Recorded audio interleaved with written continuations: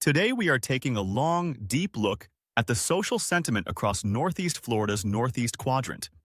If you're watching this, you're likely one of the thousands considering a move to the First Coast, Jacksonville, St. Augustine, Nocatee, or perhaps the quieter stretches of Yulee and Palm Coast.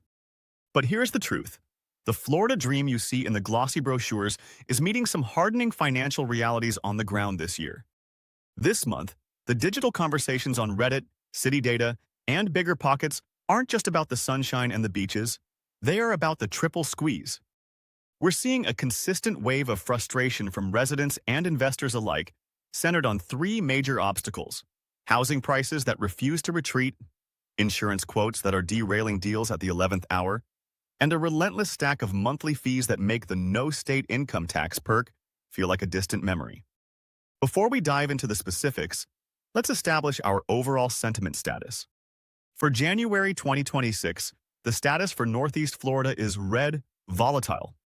This means we are seeing high community friction, and official records from early this year are confirming significant capacity issues in schools and systemic failures in the insurance market. The data and the public mood are finally in sync, and they're pointing to a region that has officially outgrown its affordable Florida reputation. Let's start with the housing market, which dominates nearly 95% of all regional threads. The common phrase you'll see in the forums right now is that the bargain window has slammed shut. In Jacksonville or Duval County, the sentiment is defined by big city sticker shock. People are posting detailed stories about touring basic three-bedroom starter homes in neighborhoods like Riverside, San Marco, or Ortega, homes that listed for $250,000 in 2022 but are now closing for over $375,000. While the 20-offer bidding wars of the pandemic era have faded, sellers are holding their ground with a stubbornness that is exhausting buyers. You might negotiate a small 2% concession, but the days of under-asking offers being accepted are mostly gone. Now, if you're moving specifically for the schools, you need to listen very closely. St. Johns County, home to Nocatee and Ponte Vedra, is what we call the premium pain point. But the conversation here has shifted. It's no longer just about the high prices, it's about waitlists.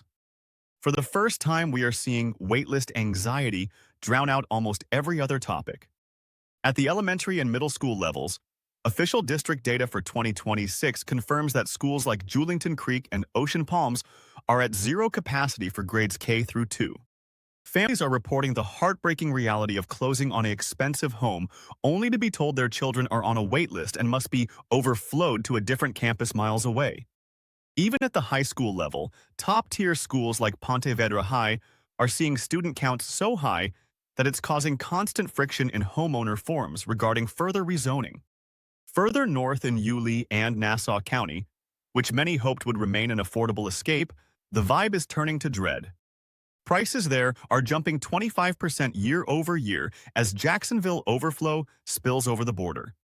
People are sharing maps on Reddit showing that the once easy 20-minute commute to downtown Jax has effectively doubled because the infrastructure hasn't kept up with the rapid growth of rooftops. Next is the single most emotional topic in Florida right now: insurance. On the forums, users are sharing quote screenshots that are genuinely shocking. In coastal Jacksonville, quotes for a standard $350,000 home are now coming in between $4,500 and $7,000 a year. That is a 40% jump since just 2023.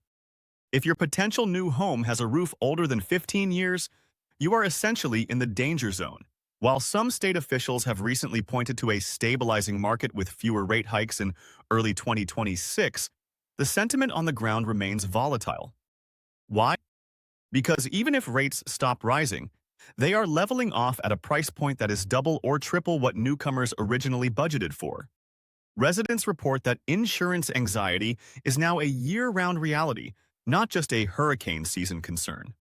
We're seeing non-renewals hit about 25% of older policies, forcing people into Citizens, the state-backed insurer, at rates that are often 20% higher than the private market. For many relocators, this one single line item is flipping their monthly budget from doable to red before they even get to sign the papers. The third pillar is what the community calls the total ownership stack. People move to Florida because there is no state income tax, But the current sentiment is that local fees are devouring the dream. Forum users are breaking down their monthly budgets in great detail, and it's a heavy lift. In Nocatee and other master-planned areas, CDD fees, that's the Community Development District fees, are being reported as permanent budget crushers. We're talking $3,000 to $5,000 a year, and remember, these are bonds for the neighborhood's infrastructure that stay with the property for decades. The sentiment in Yulee and Nassau County is also shifting toward high friction right now. Official records show the county attempting to sharply raise mobility and impact fees to pay for new roads and parks. This has led to a major fact versus fiction war between the county and its residents. Those moving to Yulee expecting a cheap escape are finding that these new fees are being passed directly to the buyer by developers, adding thousands to the closing costs of new homes. When you add the mortgage, the property taxes, the insurance, and these fees, the total stack is now eating up 40% to 55% of the median household take-home pay. For many, the Florida lifestyle is becoming a cold calculation of how much you're willing to pay for a golf cart path and a resort-style pool. To keep this grounded, I've checked these sentiments against the latest official data. These aren't just isolated complaints, they are the usual for January 2026.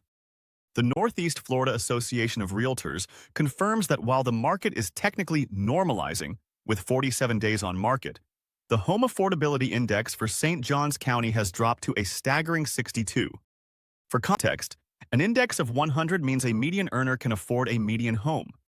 At 62, the affordability gap is wider than it has been in years. Furthermore, the population influx has outpaced school construction in the high-growth corridors of Nassau and St. Johns, making those school waitlists a very real hurdle for new residents. Just last month, the Florida Attorney General had to rule on Nassau County's attempt to exceed impact fee limits, proving that the growth friction we see on Reddit is backed up by high-level legal battles. So, if you are looking at the northeast quadrant of Florida, the sentiment is clear. It is a maturing, expensive, and often crowded market. It is still a top destination for lifestyle and jobs, but the days of cheap living are officially gone. You need to come with your eyes wide open, your roof inspected, and your spreadsheets ready.